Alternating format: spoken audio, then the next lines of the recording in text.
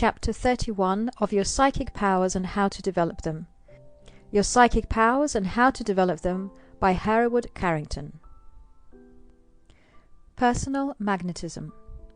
We all know the difference between a positive and a negative personality, between an individual who is naturally successful and one who is not. The former seems to attract to himself success, happiness, and prosperity. The latter seems to repel it. It's not necessary for a naturally positive person to say anything or to perform any action in order to make us feel this power within him. It seems to radiate silently from him as a form of power. Many times, doubtless, we have all stepped into a room, an elevator, etc., and immediately felt the strong personality and presence of an individual of this character, possessing much natural magnetism. They may know nothing of this power, perhaps hardly realize that they possess it, although they do, in many cases to a remarkable degree. Properly developed and utilized, this power helped to make the great names in history.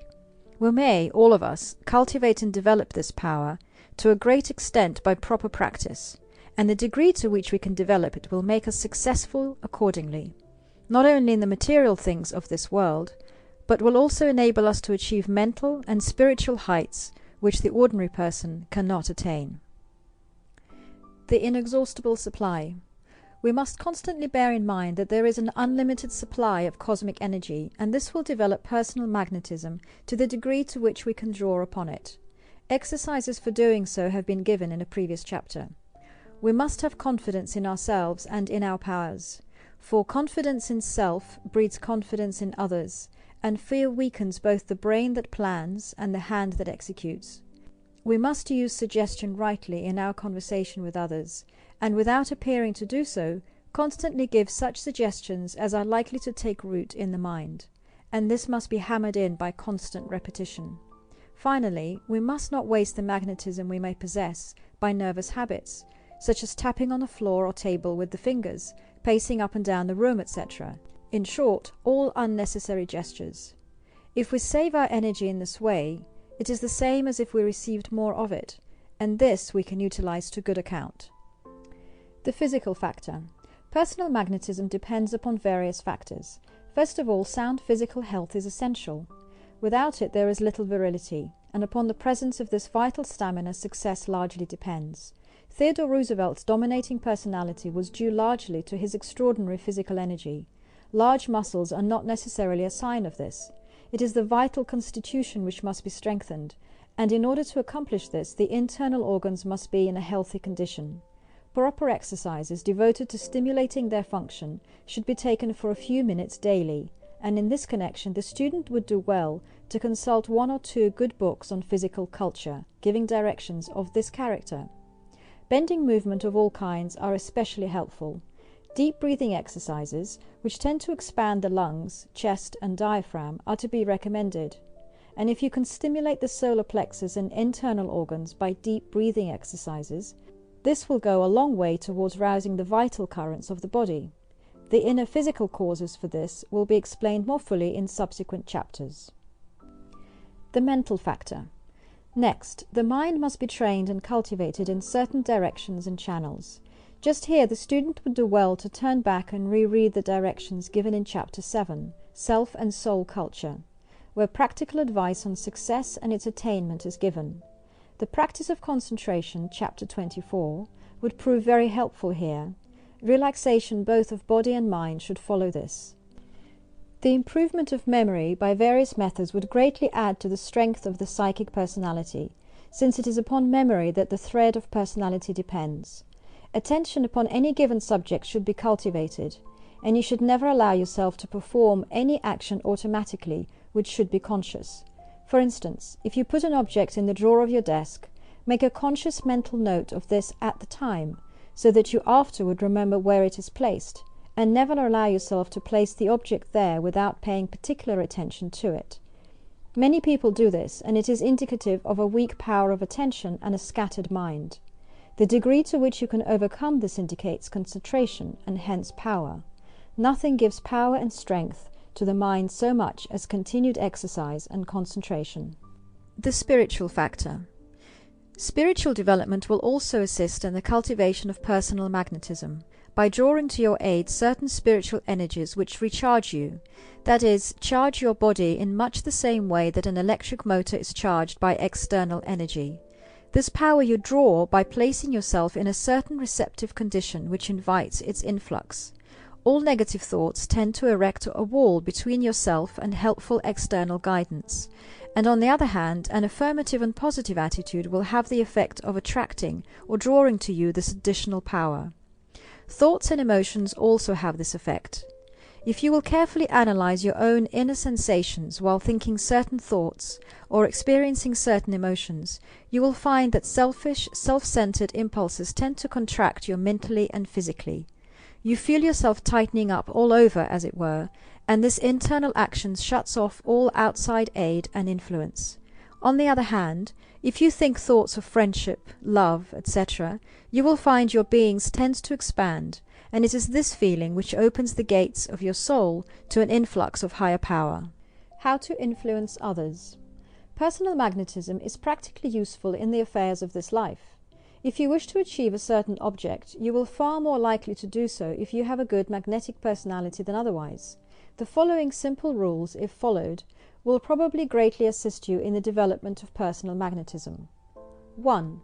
Just before entering into the presence of the person whom you are about to interview, call up that person's image before your mind and assume toward it a positive mental attitude. If you do this, you will carry over and maintain this attitude towards that person when you meet him. If you assume at the outset 60 or 75% of the mental dominance or initiative, you, figuratively speaking, only leave the other person 40 or 25% of the ground lying between you which he can possibly occupy. Your business is to assume, at the outset, as large a percentage of the positive relationship as possible, and by doing so you force the other person to assume the minor quantity. The use of the eyes, too. When in the presence of the person whom you are to interview, look him squarely in the eyes and hold his gaze and attention until you have won your first point. If possible, do not allow his attention or his eyes to wander from you until you have thoroughly ensured his interest and sympathetic cooperation. It is important to catch the eye at the moment you are making a particular point, so as to drive it home, as it were. You cannot stare a person in the eye all the while you are talking to him, and you should look away part of the time, when you are discussing unimportant points or leading up to the climax. Many salesmen utilize this principle in making a sale. They will draw attention to a book or an illustration at which they ask you to look, and talk about it for a moment, then close the book and make a short, quick remark which will draw your attention to his face and eyes spontaneously. At the moment when he has gained your full attention, and you are in a condition to receive any statement he will make to you, he will come to the climax of his argument, and perhaps ask you to sign a certain paper, which you may be prevailed upon to do, under the influence of his personality. How to develop the magnetic gaze. The eyes, therefore, play an important part in the cultivation of personal magnetism, and you should cultivate and strengthen them by certain exercises which will certainly develop them. For example, practice gazing steadily at an object for several seconds without allowing the gaze or the attention to wander, and without blinking the eyes. At first you will probably be able to do so for only a short time, but this will gradually be extended as you cultivate the power. Next, practice gazing at a fairly bright object, and continue this until you can look at it for several minutes at a time without becoming affected. When you look into the eyes of another person, do not look blankly, but will, at the same time, and throw the whole force of your personality into your gaze, feeling that you will influence that person to do as you wish. Naturally, practices of this character can be, and in fact are, utilized by many persons for evil as well as for good purposes. Those who are endeavoring to cultivate the higher side of their nature, however, will fully realize the necessity of utilizing any added powers they may gain for good purposes only. Passes and suggestions. 3. Downward passes, as before explained, are sleep passes, and a few of these will add emphasis to your speech and impress the person to whom you are talking. Do not gesticulate overmuch, however, as this will detract rather than add to what you have to say. A few passes at the proper moments will prove of great value. 4. Do not speak hurriedly, for if you do, you will give the impression that you are in a hurry, and your hearer will unconsciously grow impatient. On the other hand, do not drawl your words, but speak naturally with a clear, forceful enunciation. The more reposeful and calm you appear, the more receptive your listener will be to hear what you have to say. At the same time, you must be businesslike and precise. How to prevent the influence of others. If you wish to offset the influence of someone who is speaking to you and prevent yourself from being influenced by him, you should see to it that you do not allow him to catch your eye at the psychological climax of the conversation, but studiously look away at that time, and carefully think over and analyze what he is saying to you, without allowing yourself to be swayed by his manner or words. Look at him in the intervals between these climaxes, when he will probably be looking away from you. Hold your mind in a positive attitude, and never allow yourself to be hurried into anything. The ability to say no and stick to it, when occasion demands, has been declared one of the greatest essentials to success, by many men who have attained great eminence. As Abraham Lincoln once remarked, "Be sure you are right, and then go ahead." A clear mind and inner mental repose will greatly add to your power in these directions. Helpful application. These exercises in the development of personal magnetism will be found especially helpful to all psychics, for the reason that they tend to offset and counterbalance to a great extent the subjective practices of mediumship, and hence balance up the personality by accentuating the objective as well as the subjective side of one's inner self. All those who are developing psychic powers and mediumship should, therefore, while leading their daily lives, endeavor to follow the principles herein laid down, and develop their own natures along these lines. They will find that it will prove very helpful to them and preserve that just balance we term health. End of Chapter 31. Chapter 32 of Your Psychic Powers and How to Develop Them. Your Psychic Powers and How to Develop Them by Hereward Carrington. Chapter 32. Prophecy versus Fortune-Telling. The subject with which this chapter deals is a very important one for the spiritualist, for the psychic, and above all for the public medium, for the reason that it concerns him in a very practical manner. It would seem as if spiritualism, although an organized religious body, international in scope and influence, had no standing in the eyes of some people, nor that its accredited mediums were entitled to any more consideration than ordinary fortune-tellers. Fortune-telling, so called, is against the law, and in many cities the authorities are very severe on anything which can in any way be construed as fortune-telling. Truly, one may be pardoned for believing that there is a power back of it which is opposed to so-called modernisms, to the several movements of a spiritual and religious nature that are freshly putting forth real knowledge of our true relations to this life and the life beyond. It is not merely a moral wave, not merely ignorance of the difference between true and honest mediumship and fortune-telling, but an effort to retard and crush the truth. From the present standpoint of the court, Jesus, when he told the woman at the well about certain matters in her life, was a fortune-teller. The people marveled over him because of what he could tell and do. To spiritualists he was a medium, but a master, and one so qualified by time and distance as he comes down the centuries to the present age. In the 21st chapter of 1 Corinthians, Paul describes the gifts of the Spirit, or spiritual gifts, and says they are all of the same Spirit. The word spirit here is used in the sense of a collective noun or noun of multitude, much as we use the word congress, and applies to the spirit world as the source of inspiration and control, the same as with the spiritualist. Mediums and the law. There was much consulting with mediums in those early days of the primitive church. For does not Paul again say, "Try the spirits and see if they be of God. Prove all things, hold fast to that which is good." Opposition stirs up opposition and puts men and movements on the defensive. Spiritualism realizes this and is now actively engaged in efforts for the better protection of its mediums. When one strikes a blow at modern spiritualism, he strikes a blow as well at ancient spiritual truth, that truth which fills the pages of our Bible, for which the early martyrs died and upon which the Christian church was built. It comes as the comforter which Jesus said he would send in the latter days.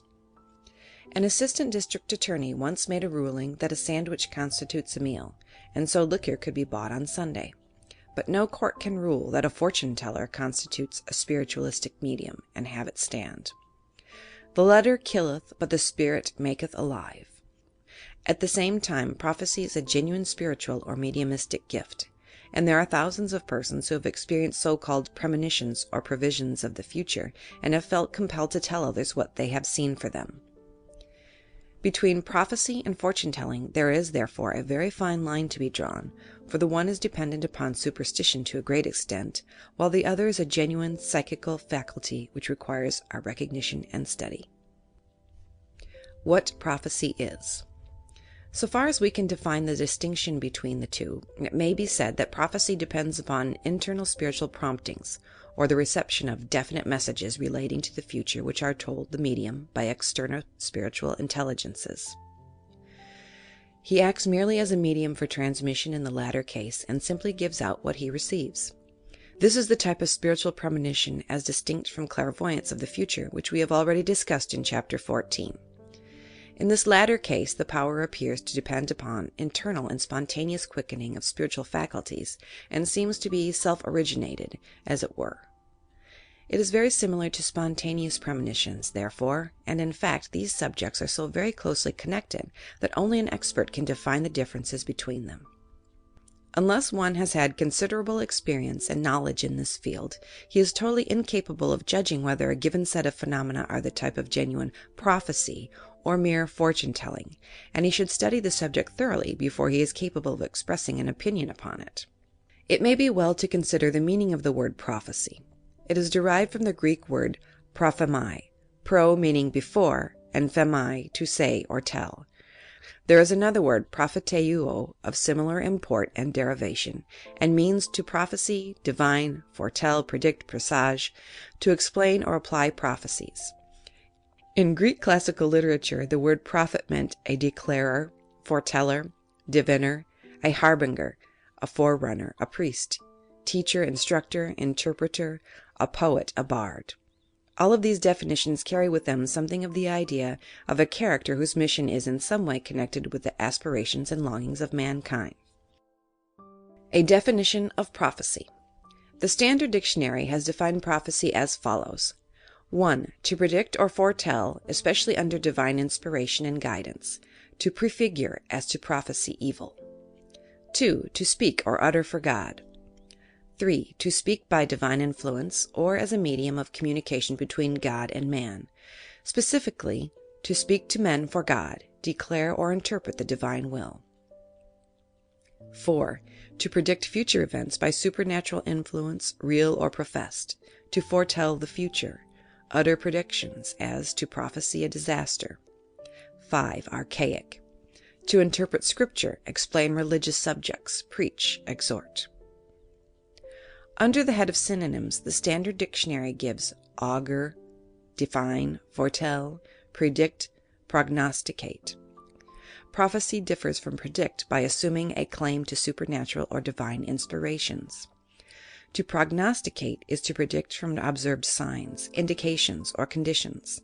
To prophesy in the scriptural sense is to utter religious truths under divine inspiration, not simply always to foretell future events, but to warn, exhort, comfort, etc. by special message or impulse from God.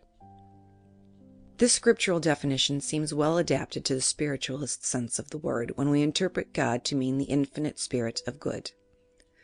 The verb prophecy is also used in the New Testament in the sense of revealing something which had happened and was unknown to the person revealing it, except through some so-called supernatural source. As, for instance, after Jesus was pronounced guilty of death by the high priest, some of the ruffians, who have their counterpart in this day, spat in his face and buffeted him, and others smote him with palms of their hands, saying, Prophesy unto us, thou Christ, who is he that smote thee? Matthew chapter 26, verse 65 to 68.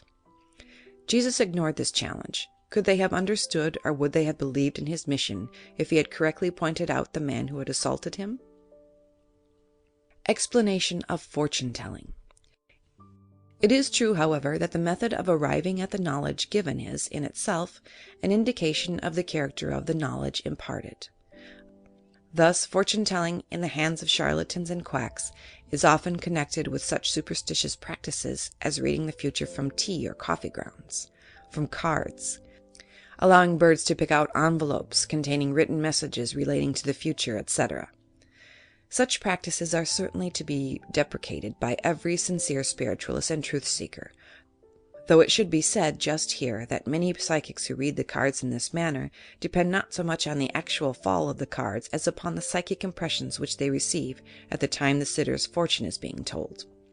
This is often true also in the case of palmists. There is doubtless some truth to the general doctrine of palmistry, but it can only hold good to a very limited extent. When impressions are received, the process is somewhat akin to crystal gazing, where the mind is concentrated on an external object while it remains passive and open to internal impressions. But instead of receiving these in the form of visual pictures, they are given in a more general and vague manner. Why fortune-telling is sometimes true. On the other hand, genuine mediumistic messages are frequently given while the subject is reading the cards, examining the sitter's palm, etc. It will be observed that, in these cases, there is a certain fundamental reality in the phenomena, but it is perverted and unconsciously covered up by the seer who is unaware of the actual source of the information he gives. Psychic power or mediumship is the basis of the supernormal information given, but it is under the guise of fortune-telling. A far more direct and satisfactory method would be to come out in a straightforward and direct manner and state that each and such impressions were received, relating to the future, and this premonitory faculty could doubtless be cultivated by certain practices and be used as the student progressed in his psychic development. Exercises for development of these faculties will be given later on in this book. Why mediums cannot help themselves. Disbelievers in spiritualism often say, if your assertions are true, why do not the spirits warn and advise you more frequently, and why do they not help you financially or otherwise more than they do? The answer is simply, as before said, that you are not a creator, but an instrument. A knife may be sharp, but it could not cut bread without the power behind it. A soldier may go to war and fight bravely without knowing the real reasons for the war. You are the knife or the soldier. You cannot act by yourself or achieve desirable results unless the power be imparted to you from beyond, and even then the power is supplied for other purposes and centered upon other things. The knife does not cut itself, but the bread. Clairvoyant power does not benefit the clairvoyant directly, but some third person. And in cases where the student has found it possible to pervert its use and turn it into selfish channels, the power has invariably been lost. It may also be said that spiritualists may err in the selection of spirit advisors as well in their mediums of intercommunication. That is true, for we are not endowed with perfect judgment, even in selecting in this life our medical or legal advisors, or our governmental representatives and officials, our business partners or our friends, or the person to advise us as to where we can get the best advice in a given manner. The spiritualist merely claims the right to act for himself, without let or hindrance from those who differ with him in religious views. If he makes mistakes which cause him loss or suffering, it must be remembered that even Jesus, with his extraordinary psychic powers, made a mistake when he selected Judas Iscariot as one of the 12. If it be said that this seeming mistake was a part of the divine plan, then it may also be said that the spiritualist's seeming mistakes may also be part of a divine plan. History of prophecy. There can be no doubt that prophecy has existed in all ages and has had its own uses as well as its abuses. Many spiritualists believe that prophecy is invariably connected with spirits, and that the explanation depends upon their communication. On the other hand, many orthodox religious persons believe that prophecy depends entirely upon the influx of the divine spirit, and that the ability to predict or foretell comes directly from God. This is the manner in which it is regarded by many people and many religious books. There are many references to prophecy and to prophets both in the Old and the New Testament, and anyone who accepts the teachings of the Bible as in any way true and valuable can hardly fail to believe that prophecy is a genuine psychical faculty which has been exercised by men in all ages and is undoubtedly being exercised by them now. Thus, In 1 Corinthians chapter 4, verse 3, we read, "But he that prophesieth speaketh unto men to edification and exhortation and comfort." Again, in the same chapter, verse 1, we read, "Follow after charity and desire spiritual gifts, but rather that ye may prophesy." And again in the same chapter, verses 31, 32, and 39, we read, "For ye may all prophesy one by one, that all may learn and all may be comforted. And the spirits of the prophets are subject to the prophets. Wherefore, brethren, covet to prophesy, and forbid not to speak with tongues." One more quotation. In 1 Corinthians chapter 12, verse 4 through 12, we read, "Now there are diversities of gifts, but the same Spirit, and there are differences of administrations, but the same Lord. And there are diversities of operations, but it is the same God which worketh all in all. But the manifestation of the Spirit is given to every man to profit withal. For to one is given by the Spirit the word of wisdom, to another the word of knowledge by the same Spirit, to another faith by the same Spirit, to another the gift of healing by the same Spirit, to another the working of miracles, to another prophecy, to another discernings of spirit, to another diverse kinds of tongues, to another the interpretation of tongues. But all these worketh that one and the selfsame Spirit, abiding in every man as he will." Many other references of this character could be given, but it is hardly necessary, for every student knows that every religious book in the world accepts the genuineness of prophecy, and, in fact, all religions are based on the revelations of seers or prophets. How is prophecy possible? Prophecy is a faculty which usually comes unsought and spontaneously. When the future is seen in an isolated picture or event, it is usually called a premonition or prevision, and many examples of this character have been collected and published by the Societies for Psychical Research. It may be asked, how is it possible to see into the future, to lift the veil of futurity and glance forward as we glance backward in reading history? Certainly, at first sight, such a thing appears not only impossible but absurd. Nevertheless, it is an undoubted fact, and numbers of cases of this character might perhaps be explained more or less rationally, even with our present knowledge. Thus, certain types of premonitions relate to the future of welfare of the body or health of the subject experiencing them. In such cases, we might suppose that the subconscious mind, which has a wider range of inner experience and knowledge than the ordinary waking mind, was aware of certain internal changes and happenings of which the conscious mind was totally ignorant.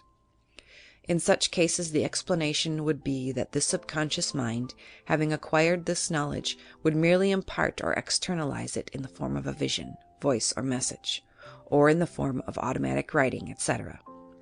A second type of premonition might depend upon subconscious inference and deduction, thus being far more accurate and far-seeing than the conscious mind in such matters, particularly when the latter is occupied with everyday practical affairs. Another set of premonitions might be accounted for by assuming that the knowledge given is imparted telepathically or gained clairvoyantly by the subject's own mind. In these cases, the information would be in the minds of other living persons and would be gained from them and given out before the subject had gained the fact normally. Scientific explanation of prophecy. A fourth type of premonition might be explained by assuming that discarnate spirits play a large part and communicate the information to the recipient of the message in question. In this case, the discarnate intelligence would have to be in possession of certain facts, or be enabled to see farther than the psychic himself. And there is much evidence that this is in fact the case on numerous occasions. For example, if we see a spider walking across the table, we know that when it reaches the edge it will either stop or fall over, though the spider cannot foresee these facts and continues to walk quite ignorant of the fate in store of it. Again, use a more forceful example. Supposing a friend of yours is walking down the street and is coming to a cross street down which a strong wind is blowing. Being in possession of this knowledge, you can predict with more or less certainty that when your friend reaches this cross street that his hat will blow off, and in fact this actually happens. Now you will see in this case your ability to predict this fact, or partly see into the future, was based on your larger knowledge of certain factors playing about his life. It is only logical to suppose, therefore, that spirits who may be, and probably are in possession of greater psychic powers than we, can foresee tendencies and destinies, to a certain extent, towards which human beings are tending. This being so, they are enabled at times to communicate, perhaps telepathically, statements regarding the future which often turn out to be true. This would be a logical explanation of many cases of premonition of this type, and would explain to us, in a perfectly simple manner, why it is that mistakes and errors so often occur in premonitions of this kind. It would only be what we should expect. It must be admitted, however, that there are many cases of premonitions which cannot be explained in this simple way, and which we cannot in any manner account for, in the present state of science and of our limited knowledge of psychic phenomena. These cases we must simply record, and hope that the time may come some day when we will be enabled to comprehend clearly the underlying causal explanation, which will make clear to us the real mechanisms by means of which premonitions and prophecies are fulfilled. End of Chapter 32. Chapter 33 of Your Psychic Powers and How to Develop Them. Your Psychic Powers and How to Develop Them, by Hereward Carrington. Chapter 33. Reincarnation in Eastern Philosophy. Most religious philosophies of the East are based on the reality of reincarnation, or the embodiment of the same soul in a variety of physical bodies, living on this earth at various stages of the world's history, often separated from each other by a number of years. The doctrine contends that the same individuality is maintained throughout all these lives, as a background, but that each life is also an individual experience which is destined to teach the soul one or more particular lessons, which it needed to learn for the purposes of its ultimate progression and perfection. The doctrine is based largely upon the law of compensation, which says that inasmuch as there is, in this life, so much obvious inequality as regards the material returns, rewards, and happiness, there must be another chance for that soul at another time and under other circumstances, and that the poverty and other conditions which may be present in this life are for a purpose and teach a lesson, and that quite possibly in some past life the same individual has been extraordinarily wealthy and has misused the riches and power entrusted to him. The memory of past lives. This is a fascinating doctrine, and one which, at first sight, asks us to yield our consent to it. Yet there are many objections to this theory of reincarnation, as we shall see presently. It may be well to answer here one main objection to the doctrine, which is sure to be advanced by the ordinary critic, and this is, that if the same soul be reincarnated a number of times, it should remember its past lives, while as a matter of fact it rarely does so, and if we are to profit or benefit by these in any way, one would think that this memory would be absolutely essential. The Theosophist or reincarnationist replies to this, however, by stating that each life is intended to be an individual, separate existence, without a memory bond or connection with any previous life. The soul of the individual which reincarnates only reaps the knowledge of each life after death, when this knowledge is added to the total mass of experiences already gained. Thus the individual human life is conceived to be greater than any single life, just as a bucket of water is composed of thousands of drops, each drop being separate until merged with others into the whole. In the same way, each individual life, representing a separate drop, would be individualized until after death, when it is again merged into the total personality. Our inability to remember former lives is accounted for by assuming that there is no direct connection between the total self and the self which is built up in this life through the physical brain. They are separated, though it would take too long to explain here exactly the nature and causes of this separation, according to the doctrines advanced. The arguments for reincarnation. Another argument which is advanced in favor of the doctrine of reincarnation, and to many minds a very strong one, is that life must necessarily be eternal and immortal, inasmuch as it is indestructible by death, and continues to exist to all eternity in the future, and for the same reason it must also have existed from eternity in the past, and it is inconceivable that such a thing as an individual human spirit should continue to exist forever after the moment of birth, while it did not exist at all previous to that event. These are the main arguments which are brought forward in favor of the doctrine of reincarnation, and we may add to these one argument based upon experimental evidence. It is this: that many of those who have progressed sufficiently in their psychic development can, so they say, remember their past lives. Either fractions of them or incidents in them, or the whole life may be remembered as a consecutive series of scenes and events. Many of the leaders of theosophy and other religious systems of this character contend that they can actually do so. The majority of spiritualists, however, are opposed to this view, and contend that reincarnation is not a fact, though it must be admitted that in the past there has been a great diversity of opinion on this subject.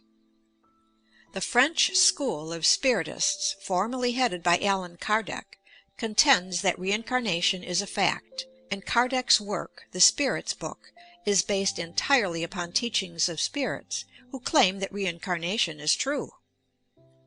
On the other hand, the majority of German, English, and American mediums contend that reincarnation is not true, and spirits who return through them also assert emphatically that it is not a fact. The reason of this apparent contradiction was explained in an earlier chapter. The communicators merely stated their own views and opinions. Reasons for doubting reincarnation. Now, in considering this doctrine of reincarnation, there are certain factors which we must bear in mind. 1. The average scientific inquirer begins by doubting the reality of survival at all, and contends that nothing persists after the change called death. For him it is annihilation. The first point to be proved, therefore, is that anything at all exists after death, and the phenomena of spiritualism are the only ones which prove this, as before pointed out. Until it is thoroughly established that spirit of any character continues to exist after death, it is useless to argue whether or not such a spirit is reincarnated, for the reason that the average skeptic would contend that there is no such thing as a spirit to reincarnate. Until this primary fact of spirit existence is proved, therefore, it is useless to argue concerning this question of reincarnation. 2. Assuming that this is granted, still there is no proof that reincarnation is a fact, if we demand proof in the scientific sense of the word. In order to establish such a doctrine as this, a tremendous mass of testimony would be necessary, far more than the ordinary phenomena of spiritualism, which claim to establish a comparatively simple truth. Yet, as a matter of fact, there is far less evidence, as we all know, for the reality of reincarnation than there is for spirit return. As the strength of the evidence should be proportioned to the strangeness of the facts, it will be seen that we are as yet very far from proving reincarnation according to this standard. A vast mass of well-attested evidence would have to be forthcoming, and this has not been produced. 3. It is not necessarily true that because the human spirit continues to exist for all eternity in the future, it must necessarily have existed from all eternity in the past. Physics teaches us that a body set in motion comes to rest because of the hindrance or friction from outside forces acting upon it. If there be no friction to retard such a body, it would theoretically go on forever in a straight line. Once give a ball an initial push, and provided there is no friction, it would roll on forever without coming to a stop. It might well be, therefore, that the human spirit, once initiated, would continue in the same fashion, since we can see no hindrances to its progress resembling those acting in our physical world. Again, a speck of mud thrown off from a revolving wheel only exists as an individual speck, after it was thrown off in this manner. Before, it was a part of the general mass. Assuming, therefore, that an individual human spirit is in some way separated and individualized at birth from the general stock of cosmic life energy, At the moment of conception, it might be that it continued as an individual thing thereafter for all eternity, without necessarily having existed as such in the past. The spiral or vortex of life. In the next place, assuming that life is an individualized force, we can quite conceive that this force, ascending in a series of spirals, tends to become more detached and individualized with each revolution through which it passes, and that ultimately it will tend to become detached and thrown off, as it were, from the vortex of life as an individual being. Birth might represent this process, and again we see that it is not necessary to suppose that human spirit must have existed in the past because it continues to exist in the future. As to the law of compensation already mentioned, this is not really an argument but rather an emotional belief based upon the idea of justice.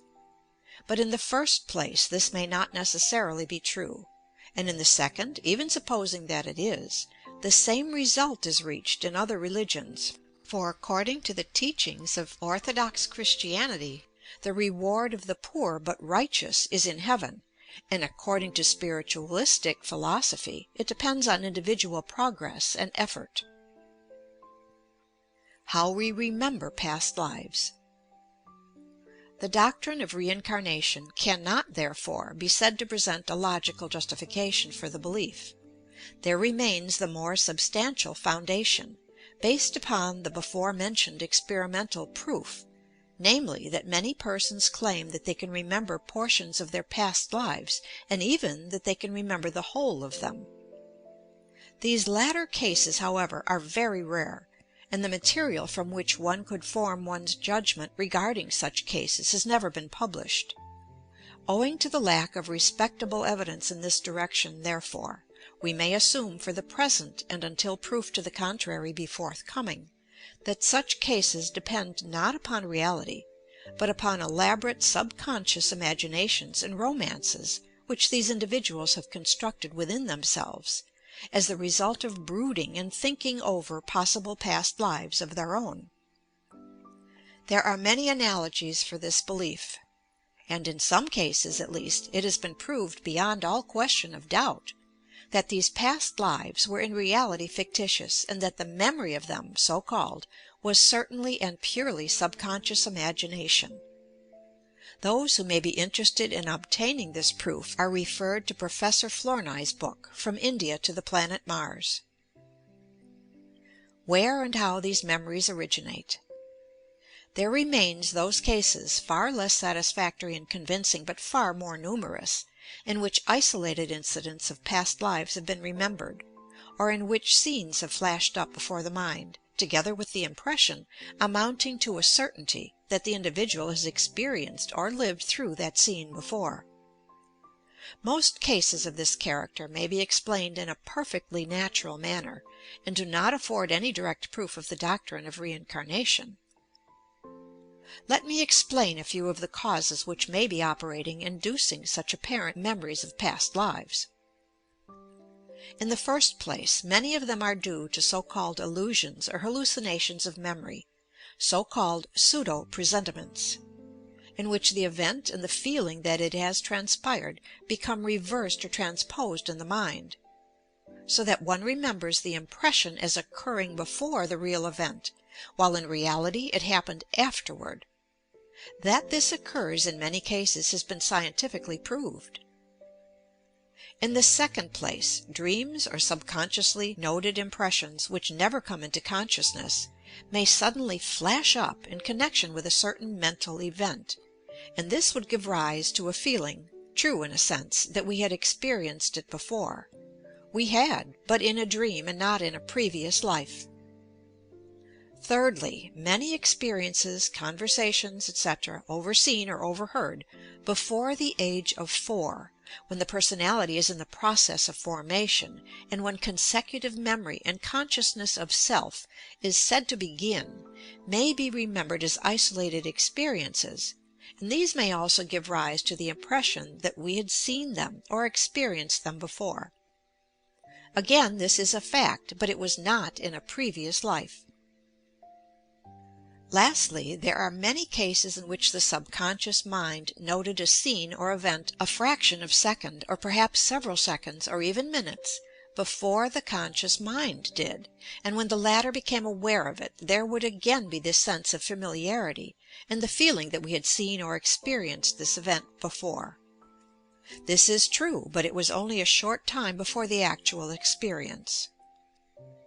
For all these reasons, therefore, and others which it would take too long to give, the majority of spiritualists and psychical researchers do not at present regard the doctrine of reincarnation as true, or in any way adequately proved, and prefer to believe, until this proof be forthcoming, that the individual human spirit is initiated at birth, builds up its own life by its own efforts and experiences, and that it continues to improve upon this life by continuous striving, after it has reached the spiritual world, in the same manner that it does here on earth. End of Chapter 33. Reincarnation Chapter and 34 Eastern Philosophy. of Your Psychic Powers and How to Develop Them. Your Psychic Powers and How to Develop Them by Hereward Carrington. Chapter 34. The Ethics of Spiritualism. As explained at the beginning of this book of instruction, spiritualism is not only a scientific question, but it is also a philosophical and a religious question.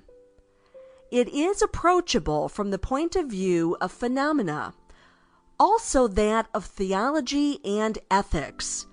The student who has followed the work thus far has doubtless progressed to some extent in the understanding, if not in the control, of psychic phenomena, and fields of knowledge have been opened up before him, of which he had previously been more or less unaware.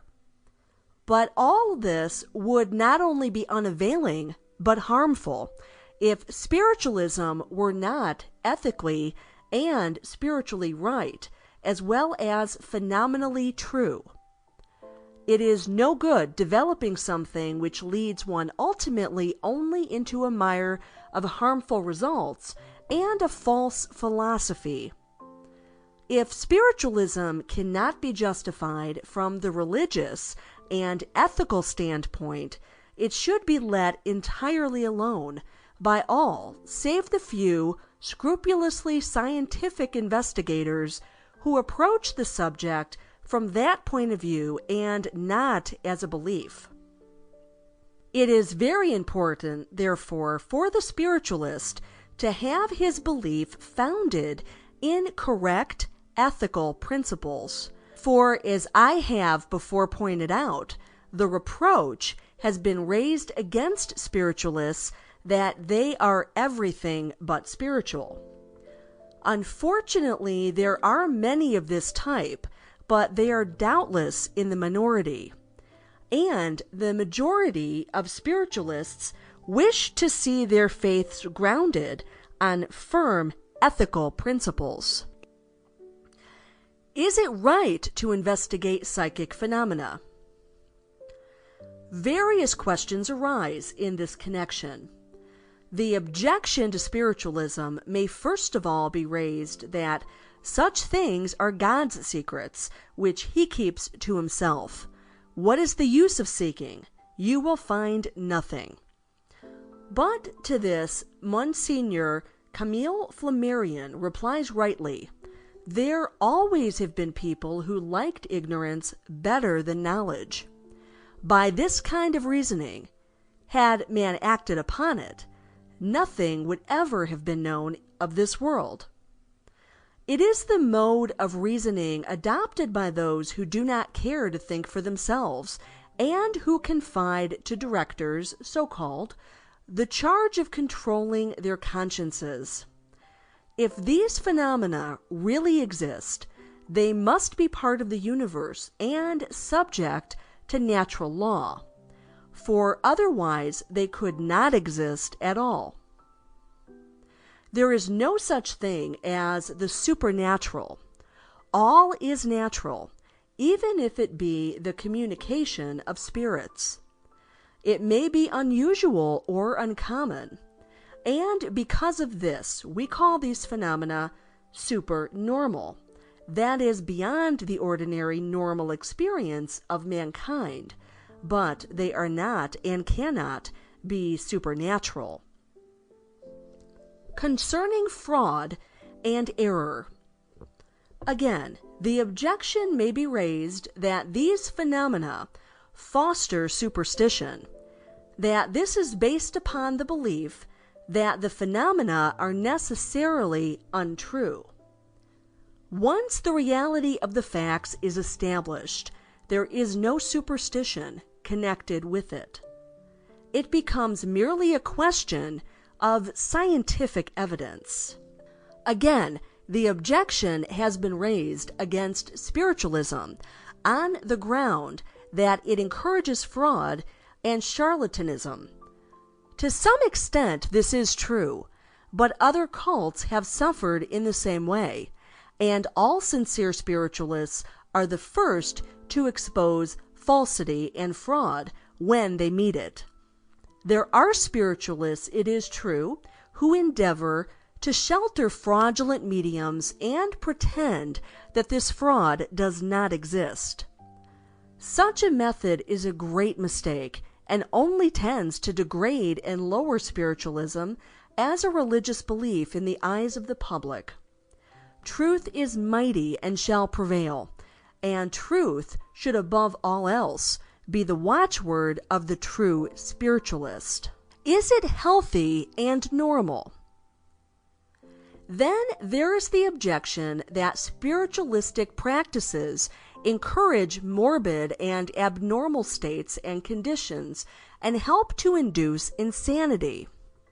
Again, there is some excuse for this argument, but as so often pointed out, it is the conscious or unconscious abuse of psychic and mediumistic power rather than its use, which is so dangerous and detrimental. In the initial experimental stages of spiritualism, some harm has doubtless resulted to some experimenters, but this is only a stronger reason for urging us to discover and rightly understand the laws and conditions under which psychic phenomena and spirit communication may operate. When these are once understood, they are thereby rendered safe, and thenceforward there is no reason why spiritualistic practices should be unsafe, save for those who neglect its well-ascertained laws. Again, it has been urged that it is wrong to communicate with spirits of the departed for the reason that such communication is not natural, and that by doing so we interfere with the progression and spiritual development of those who have passed over. But the reply to this is twofold. In the first place, the many cases of spirit return which are recorded prove that these phenomena are far more common than is usually supposed, and for this reason it is not so exceptional a thing, but almost a common occurrence. It partakes more of the nature of natural law than of the experimental or miraculous event. If such is the case, it can hardly be detrimental or unnatural, since none of nature's laws are unnatural. Does spirit communication retard progression? Again, there is no reason to suppose that communication retards the spiritual progress of those who have died. On the contrary, we might suppose that in many cases, at least, such communication would certainly help the spirits. And in many cases, as we know, they have repeatedly come back for the express purpose of asking the living to carry out some mission for them which weighed upon their minds, and they have stated that they could get no rest or comfort until this mission has been fulfilled.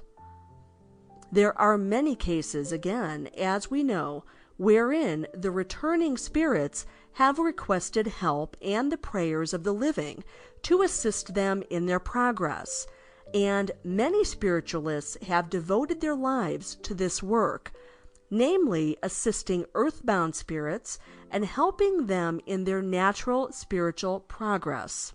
Many spirits have returned to impart certain information or to give counsel, warning, or advice to friends and relatives of theirs still living, and we cannot but believe that they are far happier in doing so than if they were obliged to stand by and see some unhappiness, accident, or catastrophe overtake their loved ones on earth, while they themselves were obliged to remain inactive. Were they still alive, they would like to feel that they had prevented such a catastrophe, and it is only natural to suppose that they continue to live in this way and continue to take an interest in their loved ones after they have passed over. In this way, spiritual communication becomes a natural and beautiful belief. Should the dead know our sorrows?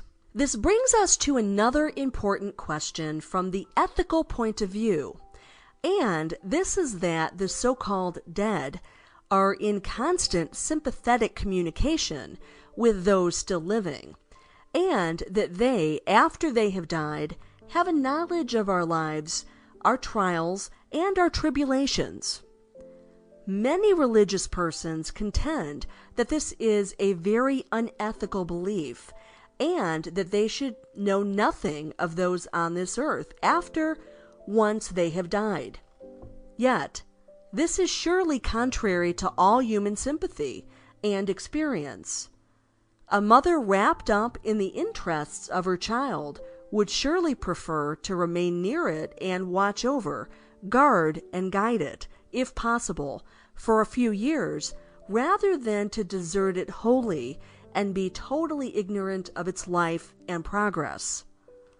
Yet, this is what Orthodox religion contends they should do. Spiritualism is far more ethical in this respect than the ordinary religious teachings, since it tells us that constant sympathetic rapport exists between this world and the next, and that there is no abrupt severing of the ties of human sympathy and love at the moment of death. This surely is a comforting thought for the bereaved. The ethical teachings of spiritualism. The religious teachings of spiritualism are otherwise far more ethical than those of any other religion. Instead of a world devoted to selfish personal progression, subject to the changeable whims of an external deity, we have in the teachings of spiritualism a perfectly consistent and scientifically founded religious faith, quite in accordance with the doctrine of evolution. All progress depends upon personal development. As Dr. Alfred Russel Wallace says in his Miracles of Modern Spiritualism, the hypothesis of spiritualism not only accounts for all the facts and is the only one that does so, but it is further remarkable as being associated with a theory of a future state of existence, which is the only one yet given to the world that can at all commend itself to the modern philosophical mind.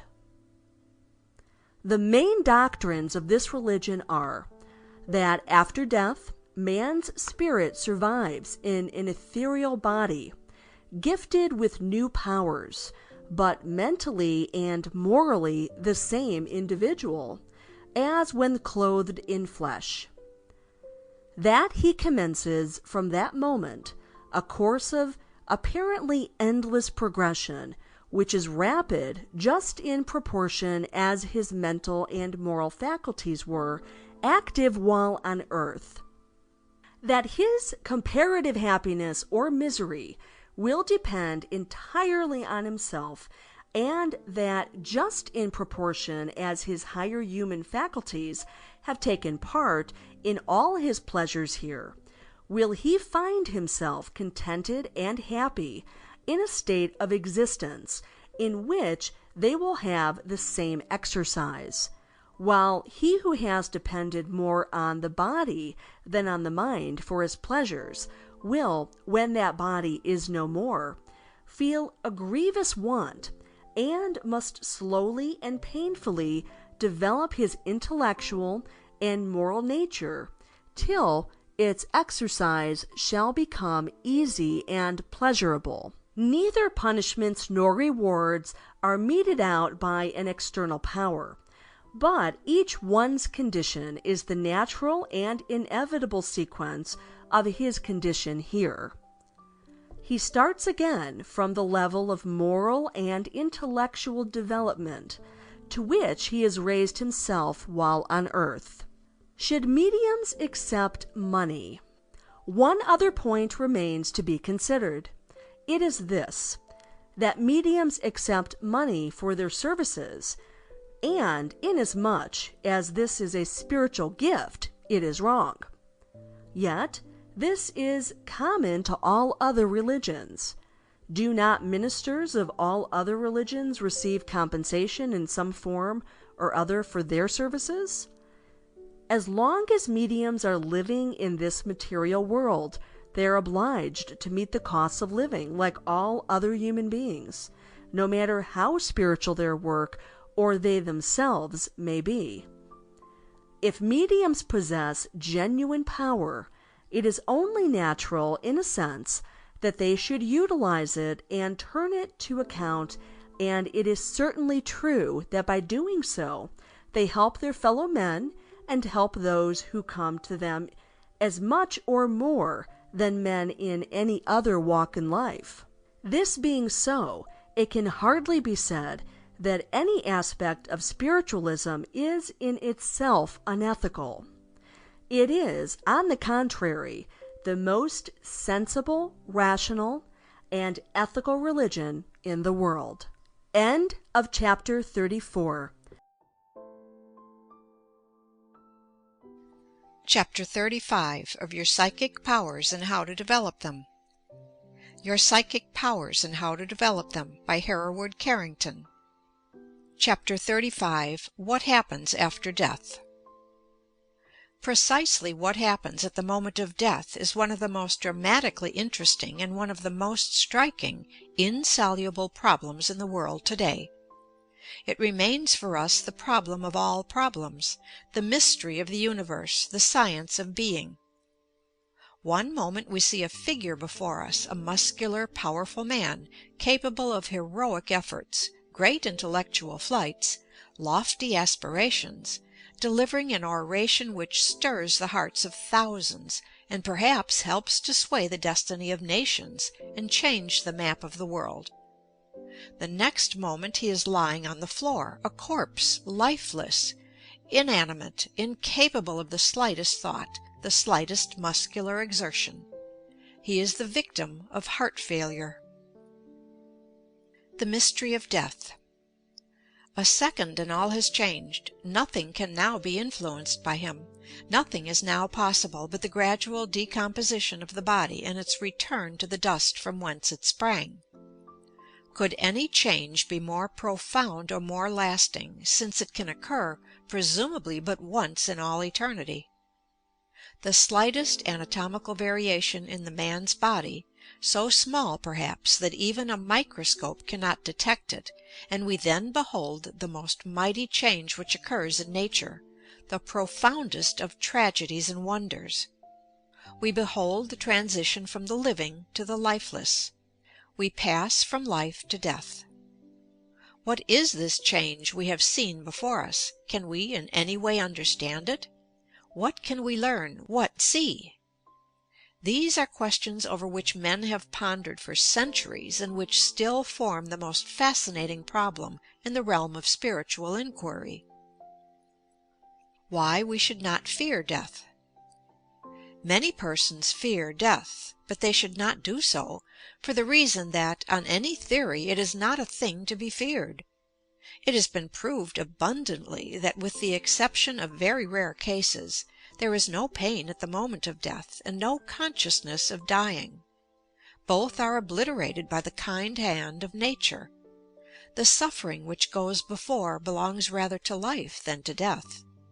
And in fact, many of those who have suffered from some torturing disease have died with a smile of happiness and contentment on their faces. Of the physical body we need think little, since the spiritual body separates itself from this body after death, and thenceforward is as unconscious of it as we are of a finger, or any part of our body which has been cut off during life. The human spirit takes some time to become severed completely from the physical body, and for this reason it should not be buried or cremated too soon after death. But with these exceptions we need think little of the state of the physical body, since we sever our connections with it entirely as soon as we pass into the spirit world. What happens after we have effected this separation is naturally a question of absorbing interest to many minds, since all of us have to look forward to this experience. The statements of clairvoyance and of those spirits who have returned to tell us of their passage into the next life should therefore be of considerable interest in this connection. Let us see what they have to say. A clairvoyant description of death. Andrew Jackson Davis, one of the founders of modern spiritualism and a gifted seer, describes the process as follows. Suppose the person is now dying. It is to be a rapid death. The feet first grow cold. The clairvoyant sees right over the head what may be called a magnetic halo, an etheric emanation, in appearance golden and throbbing as though conscious. The body is now cold up to the knees and elbows, and the emanation has ascended higher in the air. The legs are cold to the hips and the arms to the shoulders, and the emanation, though it has not risen higher in the room, is more expanded. The death coldness steals over the breast and around on one side, and the emanation has attained a higher position nearer the ceiling. The person has ceased to breathe, the pulse is feeble, and the emanation is elongated and fashioned in the outline of the human form. Beneath it is connected with the brain. The head of the person is internally throbbing, a slow, deep throb, not painful, but like the beat of the sea. Hence, the thinking faculties are rational, while nearly every part of the person is dead. Owing to the brain's momentum, I have seen a dying person, even at the last feeble pulse beat, rise impulsively in bed to converse with a friend. But the next instant he was gone, his brain being the last to yield up the life principle. Formation of the spiritual body. The golden emanation which extends up midway to the ceiling is connected with the brain by a very fine life thread. Now the body of the emanation ascends. Then appears something white and shining, like a human head. Next, in a very few moments, a faint outline of the face divine. Then the fair neck and shoulders. Then in rapid succession come all parts of the new body down to the feet. A bright shining image, a little smaller than its physical body, but a perfect prototype or reproduction in all, except its disfigurements. The fine life thread continues attached to the old brain. The next thing is the withdrawal of the electric principle. When this thread snaps, the spiritual body is free and prepared to accompany its guardians to the summer land. Yes, there is a spiritual body. It is sown in dishonor and raised in brightness. How it feels to pass over. Here again, what a returning spirit says who has passed through the valley of the shadow of death, and has apparently returned to tell us his experiences. When I awoke in the spirit life and perceived that I had hands and feet and all that belongs to the human body, I cannot express to you in the form of words the feelings which at that moment seemed to take possession of my soul. I realized that I had this body, a spiritual body. Imagine, if you can, what the surprise of a spirit must be to find, after the struggle of death, that he is a new-born spirit, free from the decaying tabernacle of flesh that he leaves behind him. I gazed on weeping friends with a saddened heart, mingled with joy, knowing as I did that I could be with them and behold them daily, though unseen and unknown. And as I gazed upon the lifeless tenement of clay, and could behold the beauty of its mechanism, I felt impelled to seek the author of so much beauty and youth and prostrate myself at his feet. I felt a light touch on my shoulder, and joy unspeakable. I beheld the loved ones of earth, some of whom had long since departed from the earth plane, and I felt myself ascending, or rather floating onward and upward through the radiance of space. I saw about me many spirits and their guides bearing them company through the bright realms of immensity. Novel experiences on the other side. So the human spirit issuing from the body gradually rises higher and higher, and comes into touch and harmony with those about it, and with those who possess sympathy and mutual interest. As explained in the chapter devoted to the spirit world, it is highly improbable that there are any physical barriers between the spheres one from another, but they are doubtless separated, nevertheless, by walls of mental and spiritual origin.